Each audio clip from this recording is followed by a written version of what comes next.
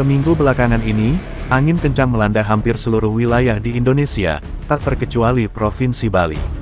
Di Bali sendiri, beberapa wilayah dilanda oleh angin kencang hingga menyebabkan pohon tumbang dan rusaknya beberapa properti rumah. Wilayah tersebut antara lain adalah Denpasar, Gianyar, Sanur, dan Ubud.